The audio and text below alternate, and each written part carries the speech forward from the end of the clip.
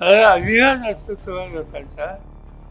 एक दिवशी इंग्लंडला होतो आणि लंडनला गेल्याच्या नंतर तिथं जेव्हा स्टोअरमध्ये गेलो आणि सहज फाशी वाचली की या भागामध्ये शेतीचा माल फक्त ठेवणार असतो आणि तो शेतीचा माल ठेवणारा विभाग आहे तो जाऊन बघावा असं मला असेल.